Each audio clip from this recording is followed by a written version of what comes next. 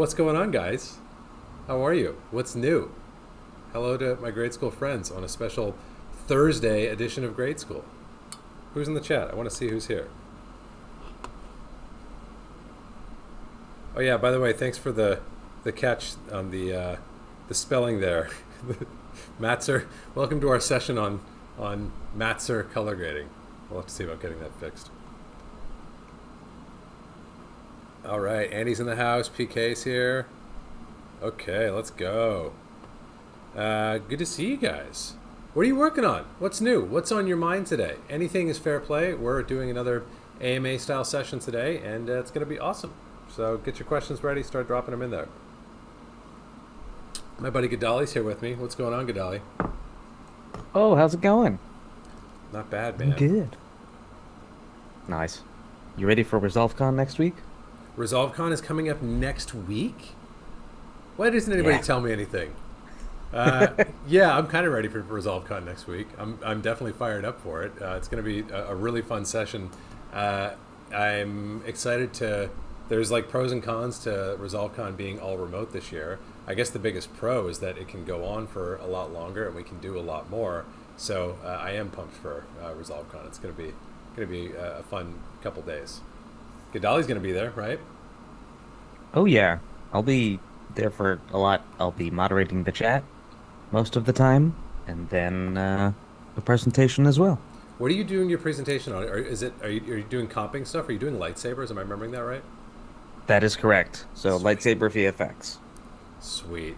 I cannot think of a more crucial VFX for all of us to understand. It is essential. It is the most important thing to know how to do when you open up a new comp app. We've actually had some very impassioned discussions about color theory, image reproduction, visual effects, and subjects related in our Discord community that all seem to like very tidily sort of anchor around lightsabers and the way they look on screen. So we've been talking a lot about lightsabers lately. I've been thinking about a lot about lightsabers lately. All right, gang.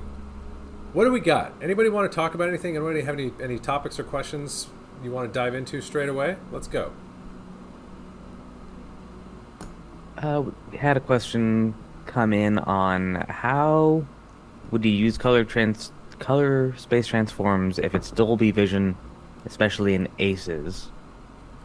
I think the question is color management using ACES if you're doing a Dolby Vision project. Okay, you guys want to talk about Dolby Vision for a minute? This is going to be a little tricky to do, but we can definitely chop it up. I wish someone had talked to me about Dolby Vision and gotten me straight on what exactly it is and isn't much earlier than the knowledge ended up kind of like clarifying in my head. So let's talk about it for a second. So Dolby Vision, let's zoom out for a second and let's do exactly what's being proposed. Let's set up an ACES color management workflow. So I'm just going to wipe out all my stuff here.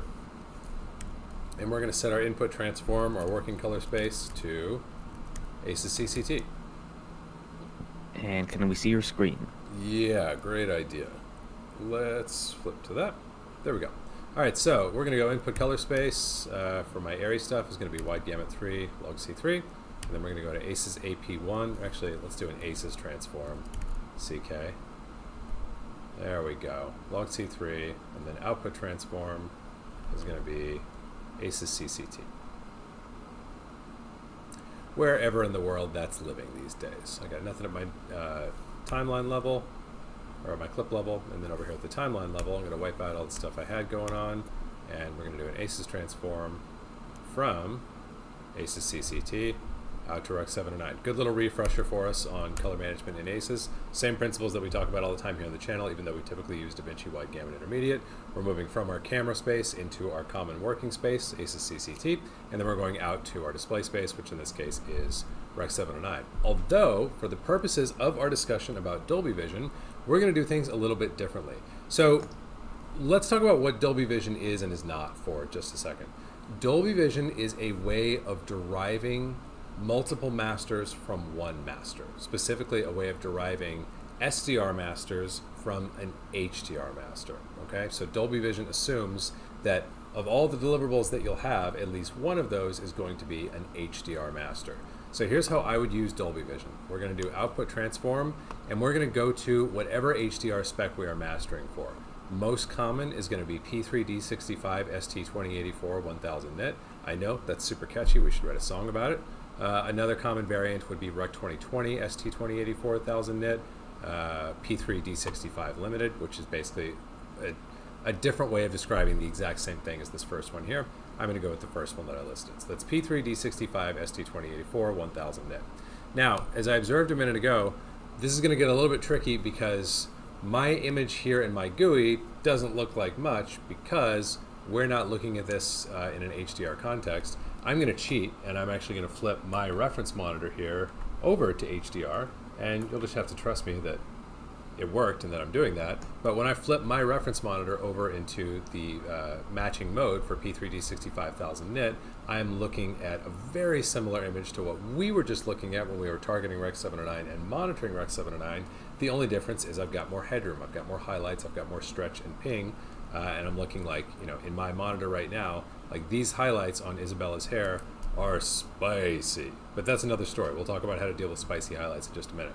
So the question was, how would we go about using Dolby Vision with an ACES project? This is step number one. If you're going to be using Dolby Vision, you need to be targeting an HDR spec, not an SDR spec. Okay, so it can be different ones, but it needs to be an HDR spec. That's number one. Now, number two, let's go ahead and enable our Dolby Vision because I don't have it turned on right now. I'm going to go into my color management and say enable Dolby Vision. I can use, for the sake of this demonstration, the latest and greatest version of Dolby. And my mastering display, this right here needs to agree with this right here, which also needs to agree with the monitor that you guys can't see over off to my right. Okay, all those things need to line up. Right now, two of them line up. I'm targeting P3D65 1000 nit, P3D65 PQ 1000 nit. That's ST2084 and PQ are the same thing. Over on my monitor is also set to P3D65 PQ 1000 nit, so I just need to get my mastering display aligned as well. And it's close, it's just missing the peak luminance thing. So this is set to 4000 nit, I'm going to set this to 1000 nit, okay? So now that I've got this in place, I've got Dolby Vision enabled, I'm going to hit save, and we're actually going to be able to see visually Dolby Vision in action here. So I've got a new panel for Dolby Vision. And what we're going to be doing here is we're going to be using Dolby Vision for its exact purpose, which is to say, let's pretend we've graded this entire timeline using this color management framework, targeting P3D65 PQ 1000 nit, and we now need to derive our SDR master. Just for context, let's talk about what we would do if we did not have Dolby Vision at all. Pop quiz, think about it for a second. I wish we were in, as usual, in a more interactive format in here, but just think about what would you do if you wanted to derive your SDR master and you've already done your HDR master using normal tools within Resolve. All we're going to do is change our output transform, right? Flip it over to Rec. 709. And now that same master is going to be reasonably well retargeted for my SDR color space. And by the way, if I'm looking to burn my retinas, I've just done an excellent job because Rec. 709 target viewed on an HDR device is the definition of spicy and cranked and insane. So while my retinas are still not completely seared, I'm going to flip back to this. So that would be our normal mode of going about things. We would flip over to Rec. 709 if we wanted to get our SDR master. Here's where Dolby Vision comes in. Dolby Vision comes in and says, hey, instead of doing an HDR master and then retargeting an SDR master and those being two separate physical deliverables, Dolby Vision is going to come in and say, I will travel as a sidecar with your HDR master and I will tell Dolby Vision compatible devices the nature of the content and how I want it to be reproduced on that device to the best of its capability. So if the device can do HDR, it's going to instruct the device to show HDR. If the device can only do SDR, it's going to use the instructions that I cook into my Dolby Vision parameters here to tell that device how to convert the HDR master that it is receiving into an SDR image, okay? So here's what that looks like. Here in Dolby Vision with my primaries, I don't have my license set up for Dolby Vision here, so my trims are gonna be all grayed out, but I can still target my display output. And in this case, this is exactly right. If I want to do my SDR deliverable, basically the equivalent of the Rec 709 output transform that I was looking at up here, if I want to get Dolby's equivalent of that, all I have to do is say analyze frame, like so, and then I'm going to target my display output for 100 nit BT709, and I should be good to go, except that I'm not. Let me double check something here.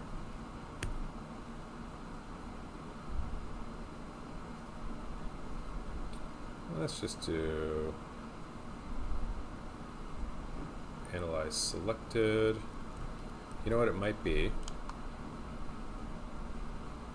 Let me double check something. Essentially, I should be looking at a normalized image right now, and trying to figure out why that would not be the case. I might need to do this here.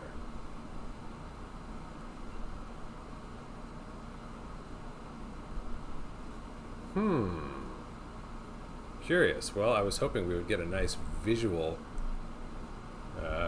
demonstration of what I'm describing, but no such luck. Dolby Vision is indeed applying a tone mapping preview, but it's not the correct tone mapping preview for what we're looking for. And either I'm doing something dumb, or maybe the latest version of Resolve is slightly misbehaving with its Dolby Vision analysis. But this is traditionally how you would work with Dolby Vision with an ACES project. You'd color manage like normal, target your SDR space, and then you would do your trims here by analyzing your current frames, and then you would use your primary trims off to the right here, which again, when you have a Dolby license, will become available to you to essentially shape the way that image is being down converted from HDR into SDR. Now, like, just to round out the conversation here, I think the biggest upside and the biggest downside of Dolby Vision are the same thing. The theory, the concept behind Dolby Vision is that you should be able to, and in fact you need to, change the way you are down mapping into SDR on a shot-by-shot basis. That's the whole premise of Dolby Vision. Otherwise, you could just have a static transform, right? The way that we just had a moment ago with our Rec 709. Dolby Vision says, hey, you should have more control, and you should be able to tailor that on a per-shot basis in order to get the very best sort of capture of the full HDR image within that smaller SDR space. That's the idea of it. It's really nifty to see it work, and at the end of it, what you would end up with is a sidecar XML that's going to travel with your HDR master and say, per shot, here's how I want you to down map into Rec 709. Okay, that's the biggest pro. I also think it's the biggest con, because you are my sort of counter argument there would be, when you have the right static transform, you don't need to continue to chase the optimal down mapping. You already have it, and it's actually better that it's the same and that it's constant, as opposed to changing shot by shot, because you end up chasing your tail trying to get shots to flow together. That's my personal contention. Plenty of colorists would argue with me on that, but I'll argue right back with them because I'm stubborn. But to go back to the original question, that's how I would handle Dolby Vision inside of an ACES project, and the only missing element is why in the world I'm not getting my proper tone mapping preview, which will probably, like I said, it's either a bug or I'll realize the dumb thing that I did in a moment, and we'll return to it. Hope that helps. All right. Question, do you use an MTF curve at all when building a print stock look? Oh, that's a fun question. Do you use an MTF curve when building a print stock look? Let's talk about MTF for a second. So MTF, modular transfer function, basically describes the way that the amount of contrast in fine details that a system can reproduce. MTF can be used to describe a lens, it can be used to describe a display, it can be used certainly to describe a film system, either a film negative or a film positive, or it can be used to describe a combination of any of those things. It basically says, as you are getting tighter and tighter frequencies, how much edge detail remains with those frequencies versus how much is sort of like blended together. That's part of why we have patterns like this one here in our test chart in order to evaluate MTF. So short answer, no. It's something I'm thinking about a lot and actually experimenting with a lot at the moment. But at this moment, I don't have a way to model film-like MTF, or really just, optical MTF in general, in a way that feels good to me. And I don't know if that's a limitation of like, hey, once it's captured, and it's not something you can easily change. Kind of like exposure. Like there's there is no improved exposure tool that I'm going to go and make that suddenly makes it easy to open a shot up 3 stops without introducing noise. It could be the same thing with MTF. I wonder about that all the time. Like, is the MTF just the MTF, and trying to edit it more than in little tiny amounts is just never going to work? Or do we simply not have the right math or the right tools in place? I'm exploring that second hypothesis right now, but I don't have any great conclusions or fruits of that search quite yet. So do I use it currently? No. Am I interested in using it in a film emulation pipeline? Yes, absolutely. I think texture is like a big part of what gives an imaging system its magic, whether we're talking about a film system or another one. And it's also a big part of what can make an imaging system feel really subtly icky, even when the colors and the other properties are kind of working. Have you tried the new micro panel yet? I only tried the micro panel at NAB when Gadali and I were there, and it seems super cool. I love that there's a lower entry point to just being able to work the trackballs. Like I talk to so many colorists or people who are just learning color grading, who don't necessarily want to be color grading all the time, who my recommendation is like, once you get past any sort of entry level point of just experimenting and you're actually trying to do work, it's so much easier just to have even just have one trackball would be amazing. So I love the idea of the micro panel, and for the price, it feels pretty good in your hands. Like, I was actually really impressed with the quality of the mini panel and the prior micro panel when Blackmagic released those, because they're obviously way cheaper than the Resolve Advanced panels, but they still feel like heavy, and they have a nice touch and response to them in the wheels and stuff. So I like those, and the micro panel, as you would expect, is priced differently. The new micro panel, that is, it's priced lower, so it doesn't have quite the same like tactile feel, and I don't think it feels as good, but it's a huge step above a mouse, is for sure. So only played with it at NAB, and I've actually been thinking about grabbing one just for the novelty of like being able to work a trackball like on an airplane or something like that, but haven't done it yet. I have one and it's fantastic. Oh, did you grab one? Oh yeah, it's great. Nice. I had the old micro, and it's like, it's not an upgrade, but it's not a downgrade either, because it does so much more. How does it But feel I really to you? like it. Like just It's tap good. down? It honestly, I was skeptical just based on the size of the wheels and the trackballs, because the other one was much bigger. But they figured it out in such a way that it works, and I like that I can control power windows and a lot more of the interface. I'm still getting used to it, but like I like it a lot. Oh, that's pretty cool. Yeah, I gotta grab one and play around with it. Although, you know what? Actually, what am I talking about? I don't need to grab one. Like, I've probably made this joke to you guys before, but I remember like years ago when I went from using Resolve Advanced panels all day, every day, at like the last proper job that I had before COVID, and starting my business after that, and being like, well, I'm not going to spend $30,000 on a control surface right now, and picking up the mini panel instead, and kind of making the joke for like the first year after that is like, man, I've spent so much time on the advanced panel and now so much time on the mini panel that I'm equally uncomfortable with both. And now I'm kind of back in that position because I have the advanced panel at my office, and I just have my mini panel here, and I feel like whichever system I'm at, I'm still sort of like recalling or reaching for buttons on the other one.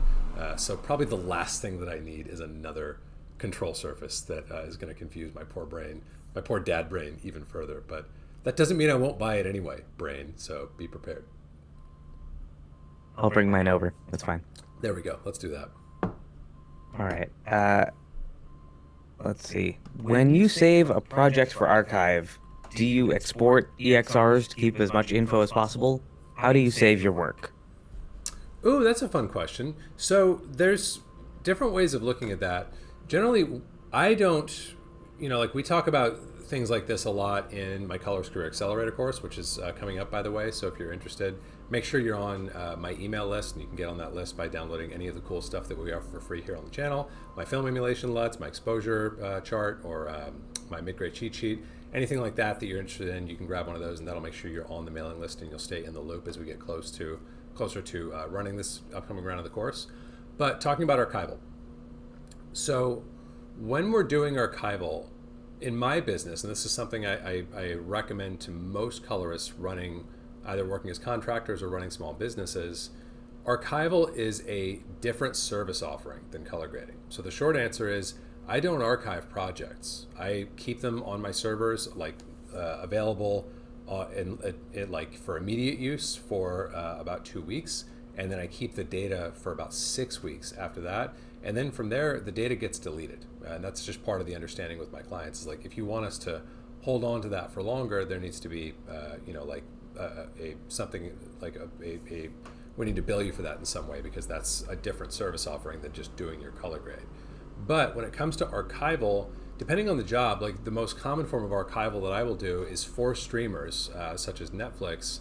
There's this whole long tail out process after you have principally delivered a approved, locked, final graded project to someone like Netflix. You deliver the masters and theoretically you're done, but there's a long tail out process that can actually take weeks, sometimes even months after that, to give them all of the archival elements that they want. So in that case, that's a good example of a client or the studio, in fact, being willing to pay for the generation of all of those archival elements. Sometimes that can include EXRs. Generally, it's not EXRs, but it's going to be what's called, you're generally going to do two things. You're going to have a GAM, a graded archival master, and a NAM, a non-graded archival master, which are designed with the exact idea that you just mentioned of like sort of future-proofing or retaining flexibility for going back in and reworking the grade at a later point.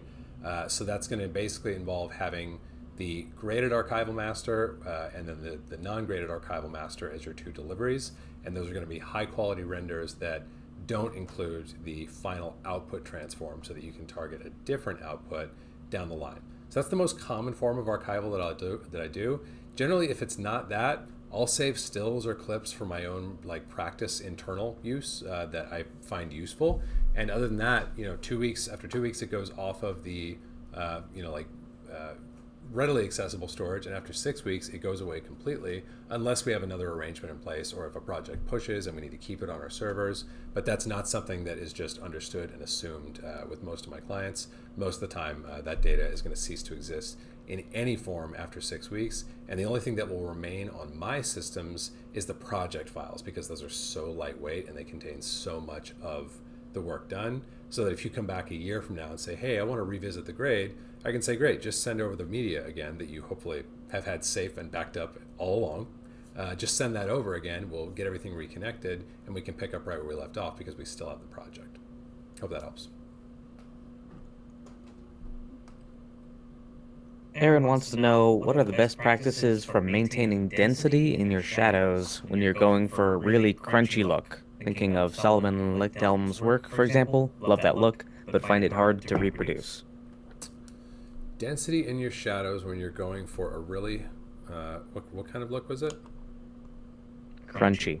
For a really crunchy look. High contrast. Gotcha. Okay.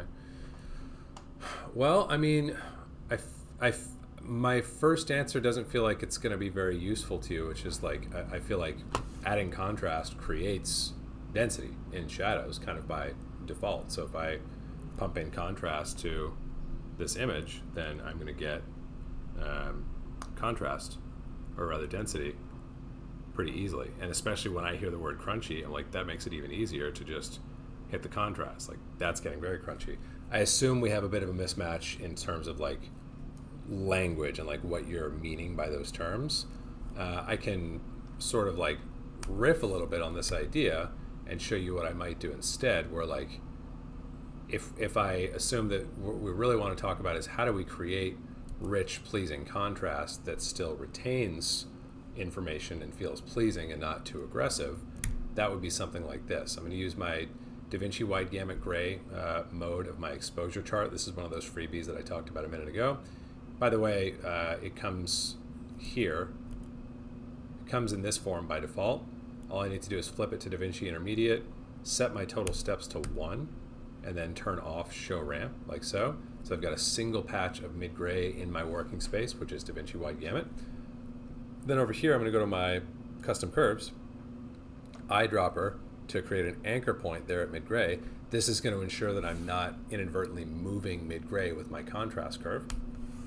And then from here, I'm going to try to shape at a system level first. Like I think one of the biggest keys to what you're talking about is you're talking about a system that consistently produces shadows and density and contrast that feel a certain way, right? That is not something that you want to have to spin up from scratch, shot after shot after shot after shot. Because like this is one of my favorite ideas. I think I stole this from, I stole this from Aaron Sorkin when he did his class a couple years ago on masterclass.com. Kind of random, but he was talking about, like writing for television and writing one of my favorite shows, The West Wing, that he had on TV years ago. And he was saying like, look, if you're doing 100 episodes of TV, there's going to be a 100th best episode. There's going to be, one of those is going to be the absolute worst of the 100. So you kind of need to control that one and keep it from being really bad, And the same thing occurs to me when we're talking about imparting any desired trait or avoiding any undesired trait in color grading.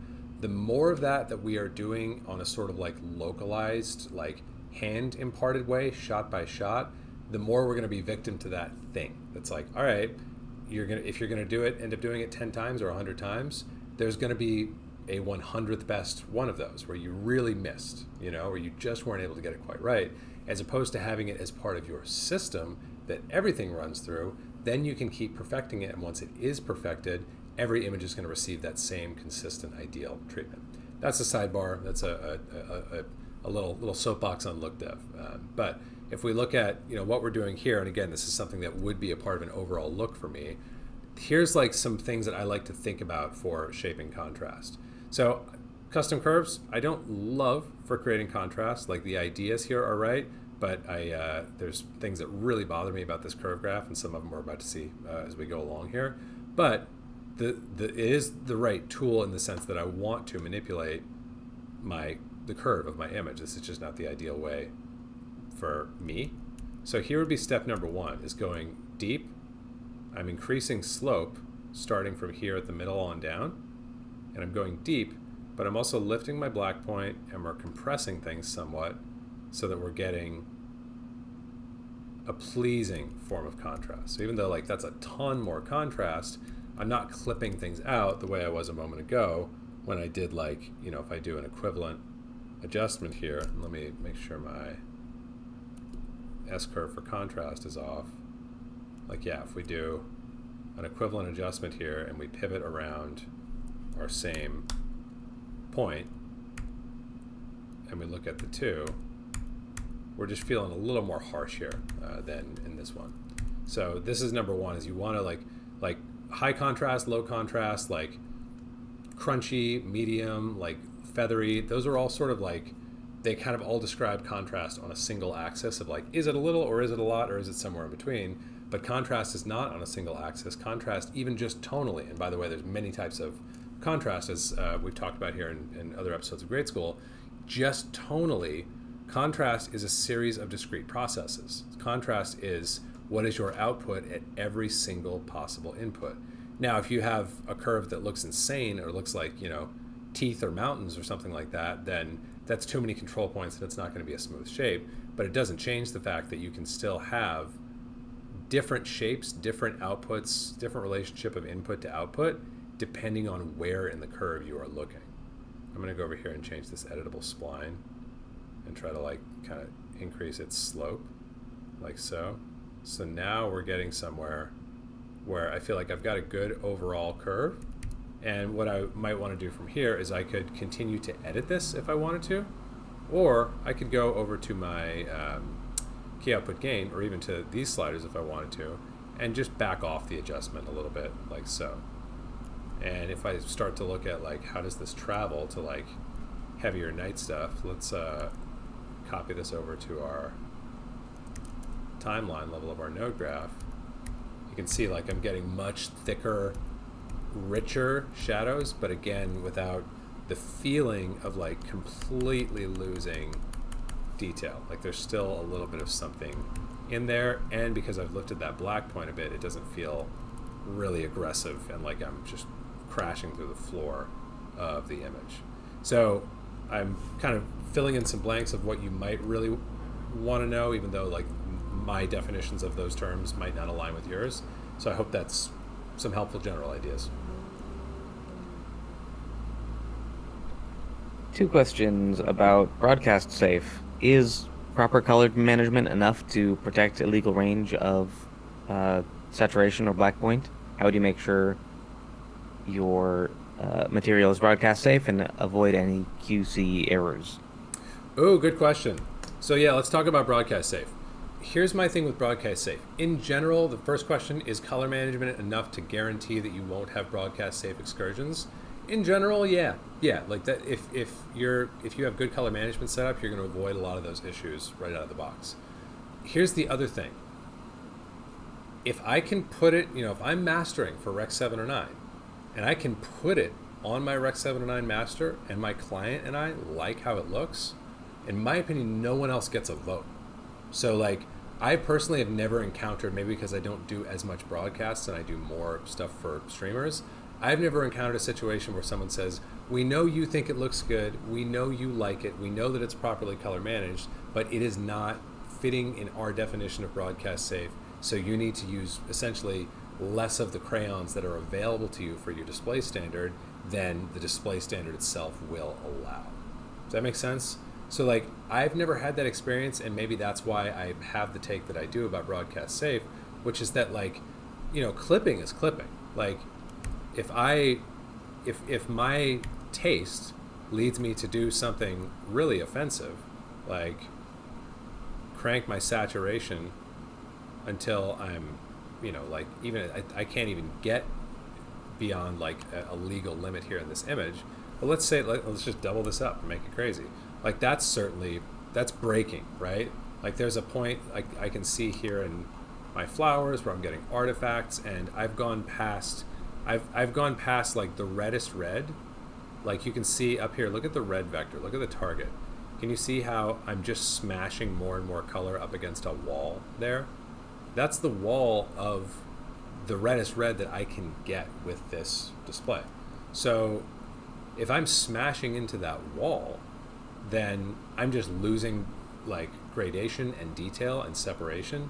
And this, of course, looks completely bonkers insane, right? Like I would never, ever do anything approaching a third of what we're looking at right now, So I feel like ultimately it's like all I can do is send like values that the display can show or not to the display.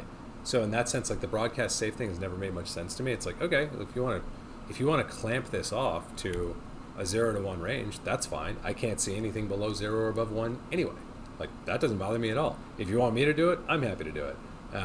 But that's kind of my take on the broadcast safe thing. Like if I can see it and it makes a difference to me, then, and my client and I like it, then we should be allowed to have it, and the format should accommodate. If I can't see it on my display, then it should be no problem for me to fix the broadcast safe issue, because it's not something visible, it's not a visual preference, it's an under the hood thing that isn't visible, such as the difference between like, this, whatever, like between like a 90 and a 100 in the reds, like it's, or like between, let's do another one of these, like I'm just pushing harder and harder, but at a certain point I'm pushing beyond what the display can do, and I'm just getting max red. Like I can't, if I send it a triplet, 1 0 0, 1 full red, 0 green, 0 blue, and then I send it 1.5, 1.5, 1.5, what will I get? The exact same thing on the screen, right? So if I'm getting flagged in QC and saying, hey, you sent us, this image has pixel values that are above 1, no problem, we'll fix those easily, and that's no issue. If they're saying, hey, this one is a 100 and it's too red by our broadcast safe standards, then I'm going to say, well, that's creative intent, and that should be allowed to lead, and that's valid for the display, so it should be valid for your standard. But in general, it's not something that I've encountered very much at all. Certainly not situations where they're like, we know you like it, but you can't have it. So that's certainly shaping my response here, and maybe means that I'm not the perfect person to answer the question.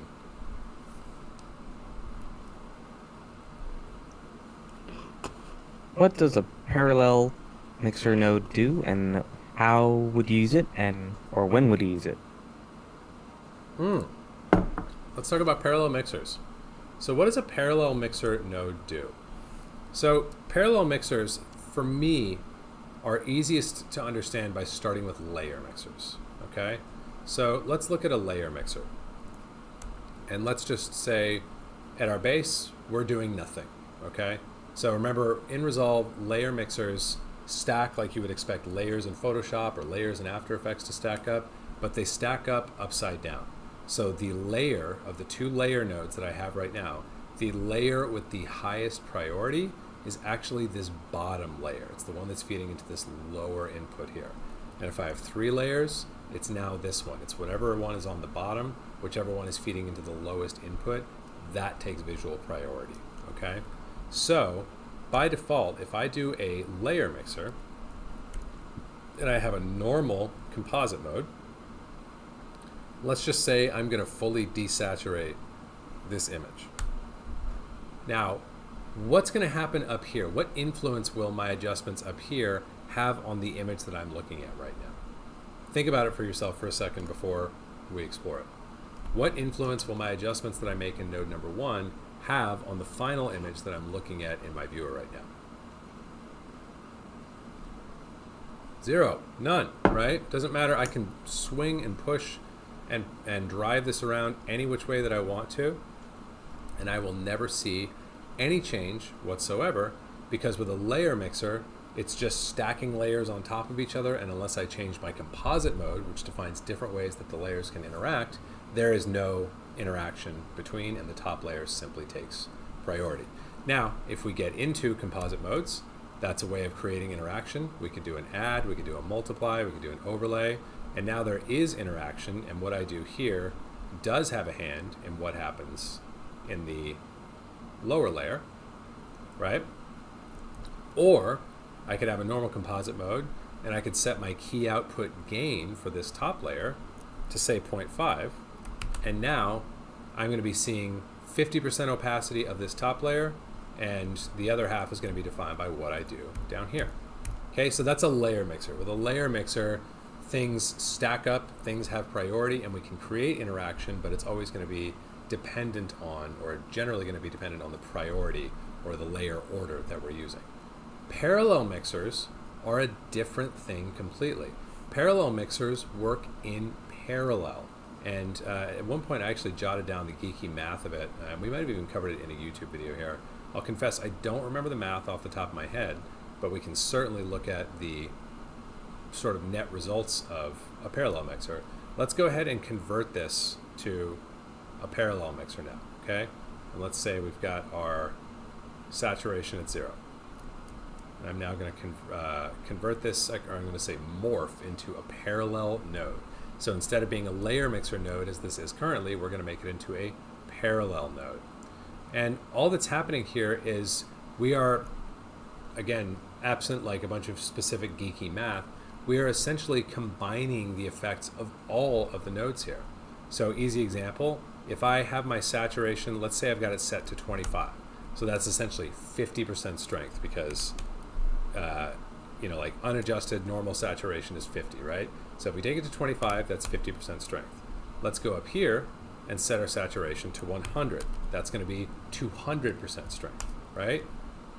If we look at the result, those two things are going to interact with one another. And I can even find a point where those are going to basically zero each other out, right? So I'm adding sat here and I'm losing sat here, and the net, because all of these nodes in this parallel structure are being incorporated, is nothing at all. So parallel mixers are good when you're not wanting to create interaction between things, but where you want to do multiple things in parallel that are going to be combined after the fact. Some of the applications, like I think the first time I started really heavily using parallel mixers was when I was doing a lot of commercial work, and we needed to do a bunch of different windows. For example, like, I don't know, let's find another frame to look at here.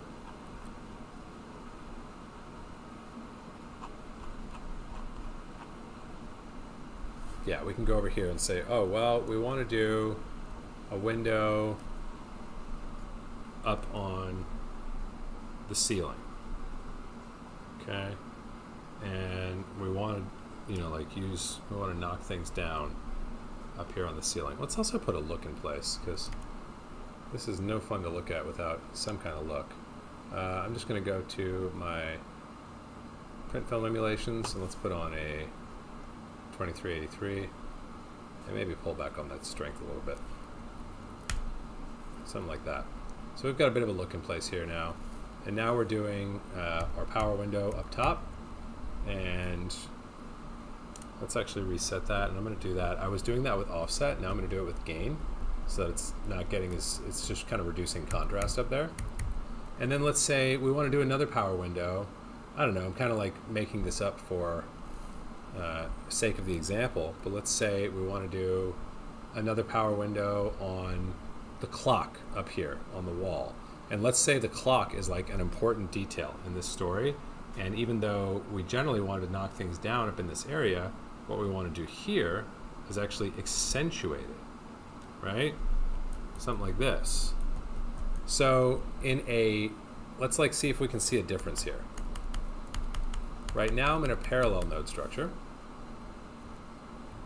And let's go to our layer mixer structure.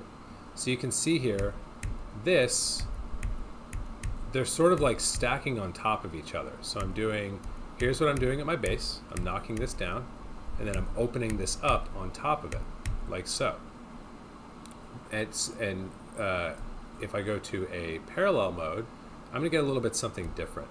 There's gonna be a smoother relationship between these two things, because they're both being incorporated into, essentially you could think of it as one adjustment as opposed to a series of adjustments. So the reason this example came to mind is because when I was doing commercial stuff where it's like, whatever, the hamburger, where we have to window the pickles and the bun and the tomato and the patty and the lettuce and all these individual elements in the tabletop shot, you don't necessarily want to, as we're seeing here, you don't want to operate on this and then separately on top of that operate on this, and then separately on top of that operate on the next thing, and so on and so forth.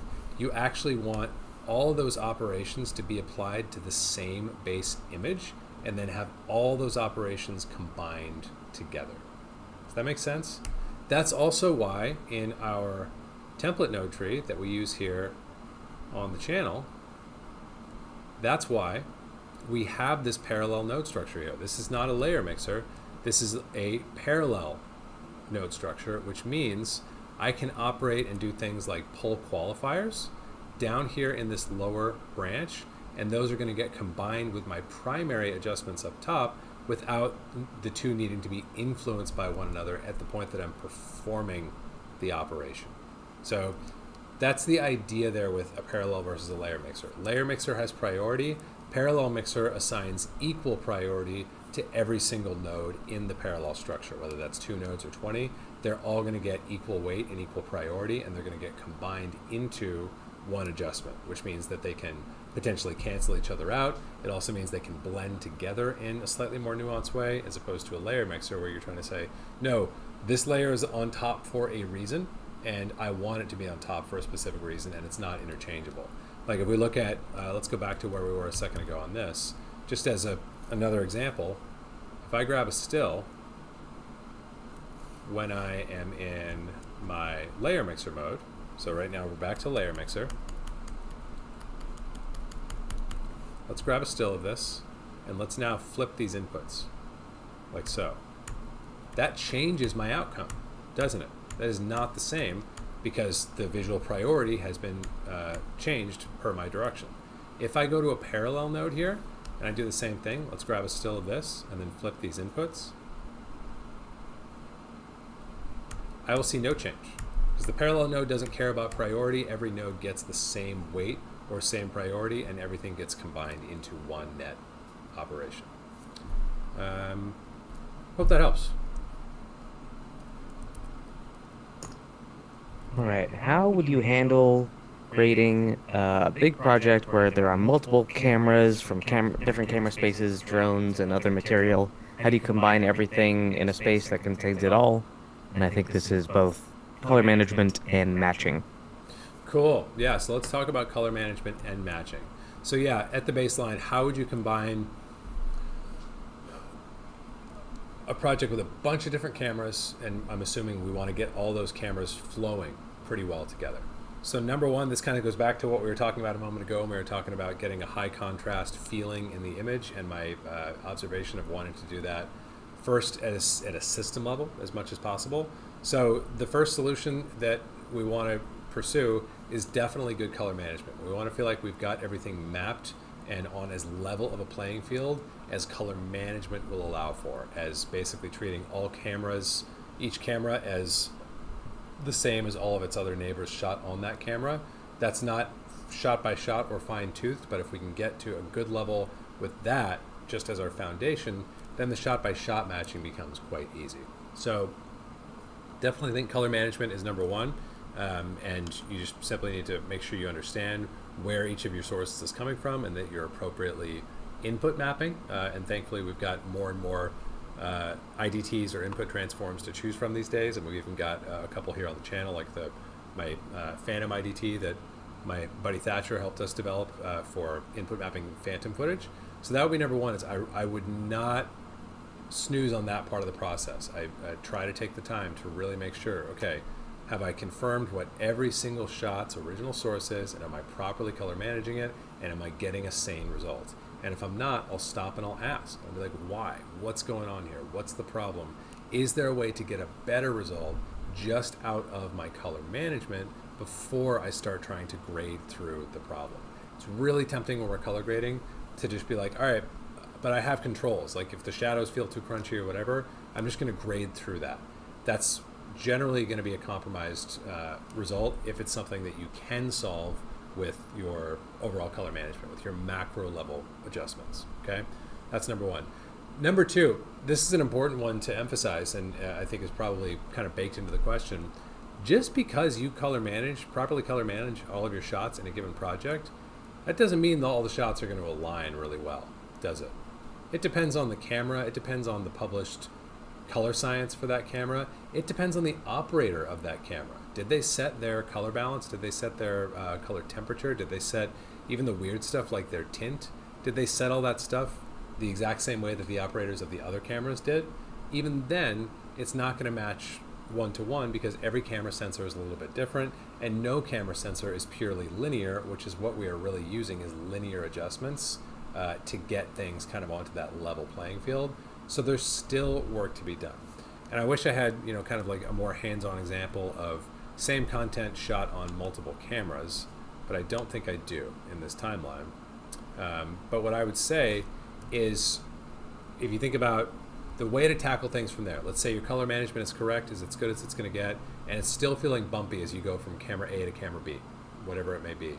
Here are the things that I like to think about. We want to continue to keep things simple. We want to continue to find the broadest possible solutions that we can before coming up with really ingenious, clever, localized, nuanced, complex things. I talk about this in my book, The Colorist 10 Commandments, all the time. Complexity, inertia. Everything in color grading is dragging us, pulling us, pressuring us toward finding local and complex and time-consuming solutions for things. We have to push back against that by constantly insisting on simple and macro-level adjustments that solve for as much as possible. This is actually another chapter in the book that's highly related. Greatest gains for least efforts. A great discipline to get into that any pro colorist is in when they're grading is, okay, wherever I am right now, whether I've not even done my color management or whether I'm on my fourth pass and we're just trying to get this thing out the door, what is the next most impactful thing that I can do for this image? That's what you should do next. So let's talk about that in the case of where we are in our kind of hypothetical color management or like multiple camera color grade right now. We've got our color management. It's as good as possible. What is the place where I will have the easiest and largest impact next, now that my color management is as good as it's going to get? Think about that for a second before I answer. What's the next thing that I can do? Now that I'm no longer doing my color management, what's the next thing that I can do? Let's also assume I've got a look in place, because I would actually argue that's the next thing you can do. Looks like, I'm going to go back on another look dev soapbox here for just a second with you guys. Looks are not just about aesthetics and about sort of imparting some desired creative character into your image. If we look at,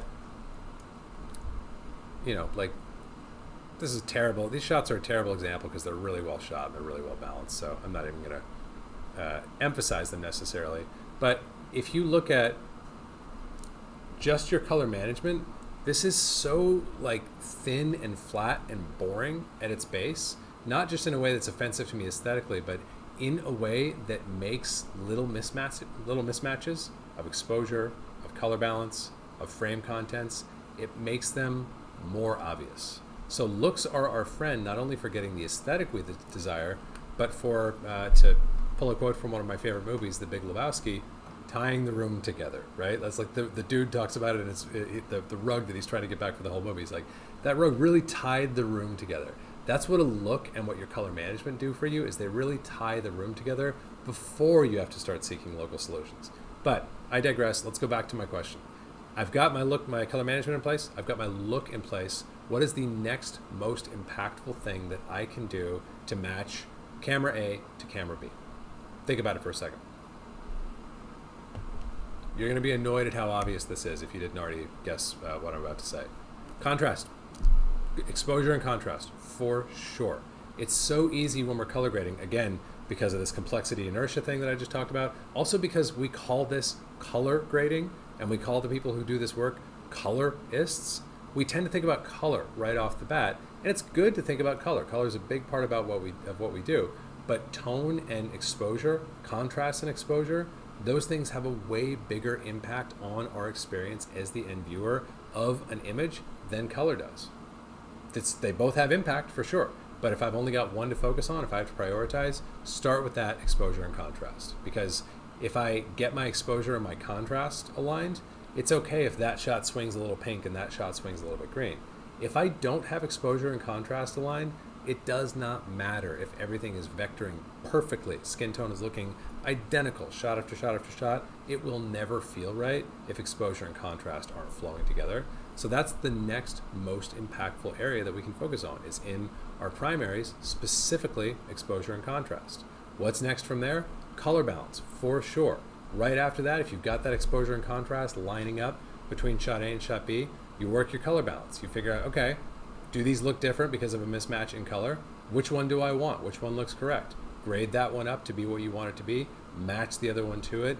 Again, using fundamental balancing principles. So we've talked about this here on the channel, but instead of what I was taught of like, oh, well, now I have to figure out, like let's work through this a little bit here. Like, let's say we are doing our primary adjustment here. I'm gonna like up my lift, drop my gamma, maybe stretch out my gain a little bit, just trying to create maybe a little more contrast and depth in this image. Okay, so that's like my primary node. That would be what I call it here in my node graph. And now we're going to do our balance. For balance, I like to set my gamma to linear and do gain, because that's the cleanest possible way of manipulating the color balance of the image. Most of the time, if you have your node graph set up this way and you're doing your balance in this way, you don't need to do, again, what I was taught to do of like, oh, it needs like a little bit of green in the lift. And you're not even going to see the much adjustment here because it's such little is needed in log. But the way I was taught is like, oh, you do something in the lift, you work your individual zones as discrete zones in order to balance out the overall image. And like, you need to work all these in like discrete steps in order to get a good balance. My contention is most of the time, unless there's something really problematic with your source image or problematic with your look, which is downstream, all you should need to do in general to get a clean result is work linear gain to rebalance your image. So if I want to cool this off a little bit, I would do something like that. Okay. So now I've got what? My exposure and my contrast and my balance in place. All right. By this point, here's another really good rule of thumb. If you're talking about working through a challenging project, this can be like a challenge that you give to yourself. It can also be a reality check that you give to yourself and to your client. By this point right here, color management, look, exposure, contrast, and balance, this is 80% of what you will ever be able to do for this project. The way that this timeline feels when you do your best at setting your color management, building your look, setting your exposure, contrast, and doing your balance, and you press play and you look at it and you see how good it feels, and it's your best stab that you can take at it, this is 80% of all you will ever be able to do to impact the final image. So make sure you're doing your best at that, because from here on, it's diminishing returns. You're going to be doing more and more. You're going to be working harder and harder. You're going to be doing stuff that takes more and more time for less and less visual impact. The best secondary adjustment in the world, a power window, a qualifier, a hue rotation, is never going to have as much impact as the choices that I just made. So I know I'm talking in generalities here, but that's actually the way you want to think about specific problems. Is like, hey, my process does not change. My process is always the same, regardless of what the footage is looking like or doing. My process is always the same. Start macro, start broad, start simple, slowly start working into more localized, more complex, more narrow adjustments, and recognize when you've sort of hit that tipping point that, again, to me is somewhere around here. They're like, all right, I absolutely can and should go further than this. If this was the furthest that we went in a color grade, then if this was the furthest that I went in any color grade, I would never have any clients. So I'm not saying you shouldn't dive in with a full heart from this point forward, but I will also contend this plus my color management plus my look, that's 80% of the DNA of this imagery. And if I want to get a bigger change or a bigger improvement than that from this point forward, then I'm fooling myself. I'm never really going to get there. Hope that's a helpful rundown of at least principles for the way you can navigate those challenging processes. And again, that's where you need a consistent process more than any other time, is when it is challenging and when it does feel like, oh, I need to throw the rule book away and get in there and do something that I have never thought of before. Nope, you need to keep working the system in the same way and accept what you're learning from being this far. It's like, all right, if this is my best at this and this is as good as it looks, then I need to recalibrate my expectations about how good I can get from here. Hope that helps.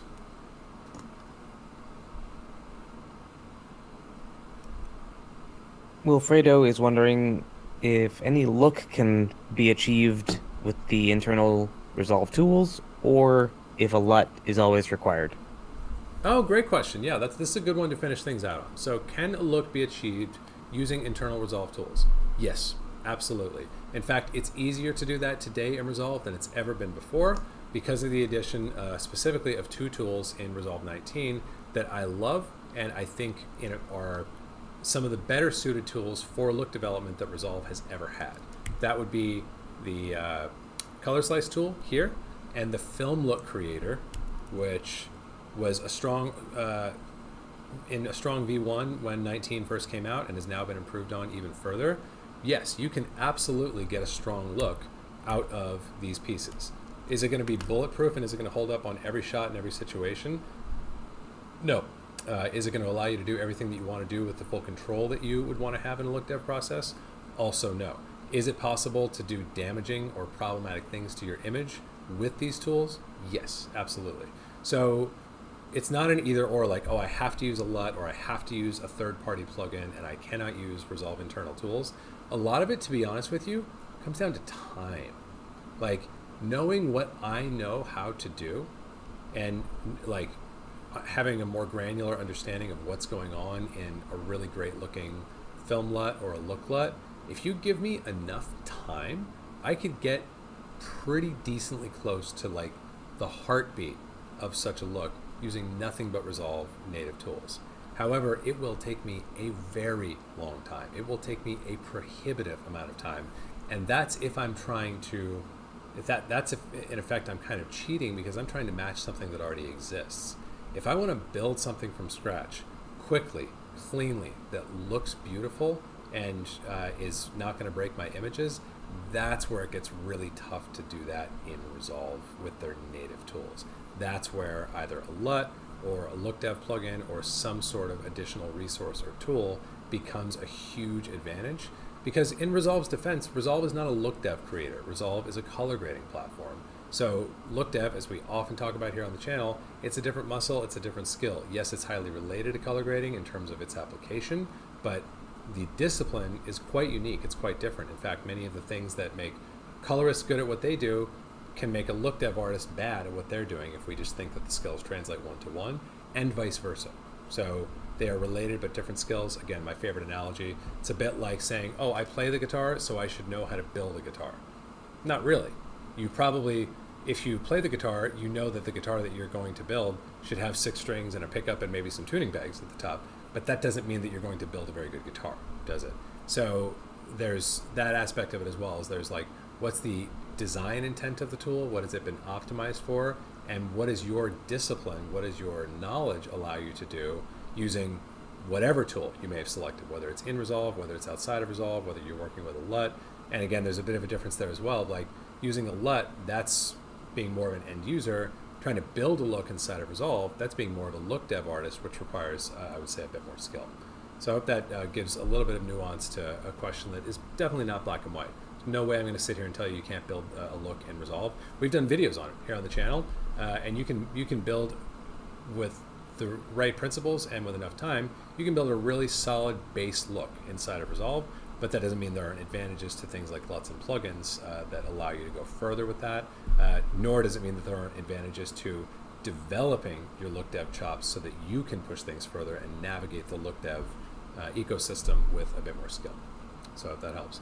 And that's a fun way to round things out for grade school today, because there's a very big announcement coming very soon, like next week soon for you guys in the realm of look dev, which, as you guys know, I'm super passionate about.